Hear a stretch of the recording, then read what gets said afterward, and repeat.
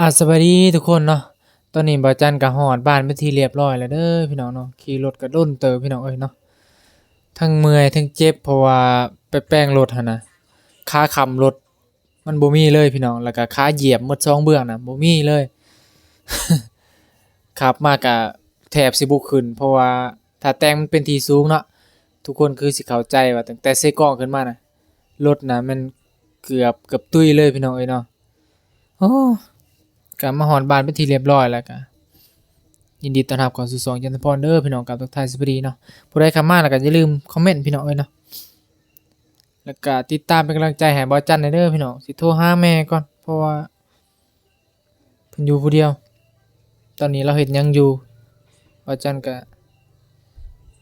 คอยถามไทยเอาแบบนี้เอาเดี๋ยวสิโทรหาก่อนสิรับอยู่บ่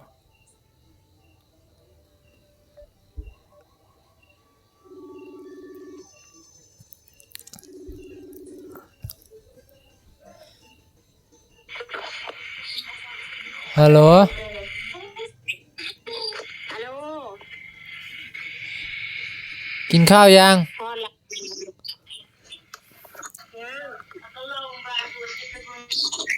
เอาอยู่ไสหะ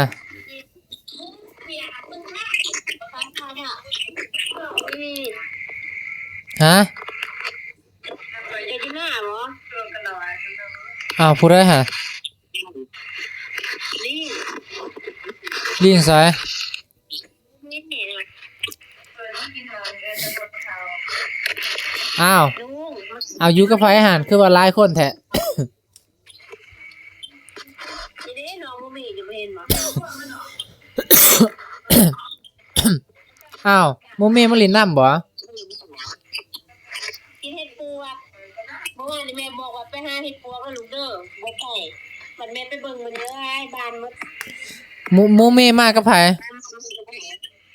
มาคนเดียว อ้าว มากับพ่อกับแม่ โอ้อ้าวบ่ได้ไปอันนั้นบ่โรงงานบ่คือว่าไปโรงงานบ่มันไปอยู่หน้าบ่ บ่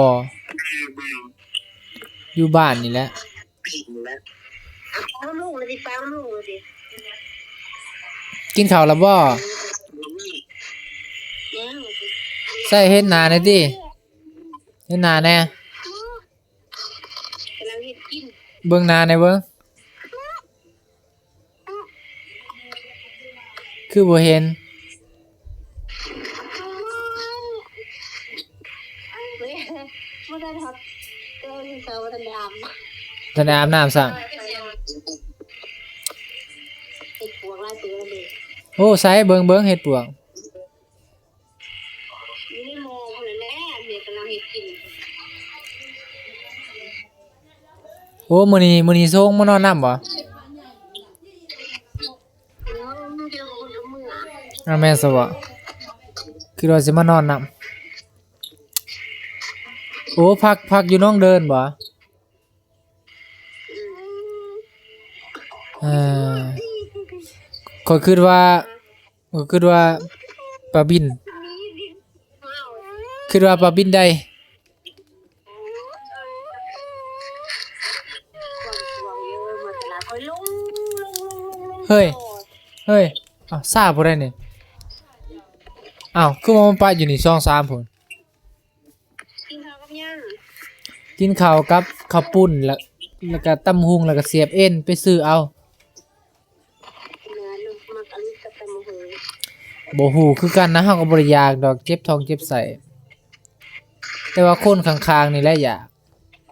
ไปอยู่เชียงขวายอุ๊ยสารพัดตลก โทรถามซื่อๆโทรถามว่าเป็นจั่งใดอ้าวมื้อนี้บ่ได้มัดผักบ่มาแม่ ไปอยู่ห้องน้ำใส่รถน้ำอ้าวลุง จะบ่ได้ลกผักบ่ฮัลโหลโมเม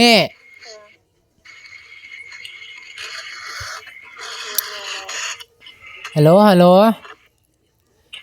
อืมนี่สบายดีแน่นี่สบายดีแน่ อ่าน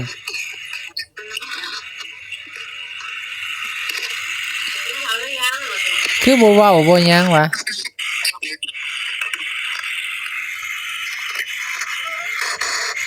เอามันแสบ แค่นี้เลยเด้อซันเด้อนี่ล่ะวะฮัลโหลบ๊ายบายเด้อเออ คุยไม่รู้เรื่องเลยบ๊ายบายบ๊ายบายบ๊ายบายเด้อบ๊ายบายหลาน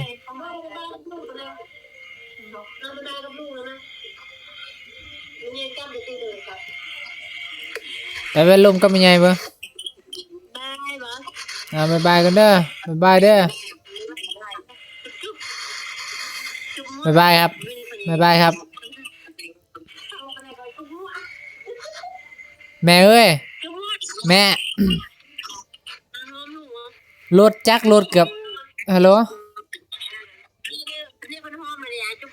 จักรรถเกือบตายได้อฮะโอ้ยมันขึ้นคอยบ่ได้ติ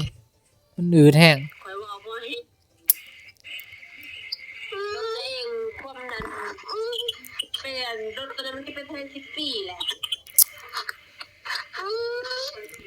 ตอนขี่ไปหัน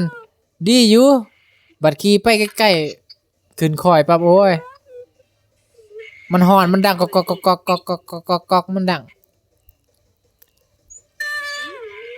เอาเท่านี้แหละบ๊ายบายบายเด้อลุงวางก่อน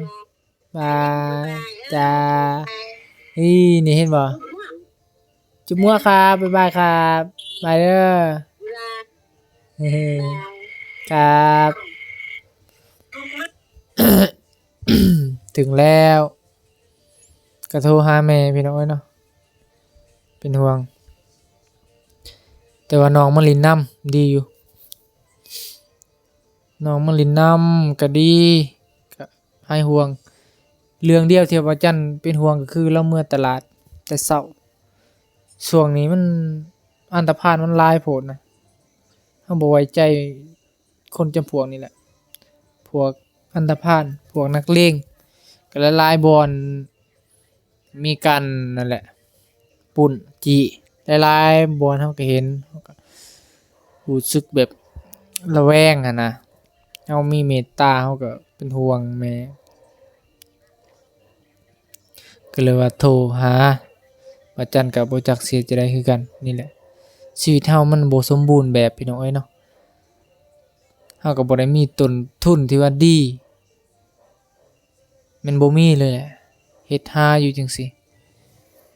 ก็ยากแหน่พี่น้องเนาะก็อาศัยพ่อแม่พี่น้องนี่แหละพี่น้องเอ้ยเนาะเป็นกำลังใจให้บ่าวจันหน่อยเด้อฝากทุกคนติดตามเบิ่งคลิปบ่าวจันก็หาก็สิสร้างนี่แหละสิเฮ็ดพี่น้องเอ้ยเนาะก็อาศัย FC ก็ขอบอกขอบใจหลายๆให้ทุกคนมีแต่ความสุขกายสุขใจหายเจ็บหายไข้หายโรคหายภัยเนาะปรารถนาสิ่งใดขอให้ได้สิ่งนั้นพี่น้องเอ้ยก็หลักๆก็คือให้มีแต่ความสุขนั่นแหละพี่น้องเอ้ยเนาะให้หลุดพ้นจากความทุกข์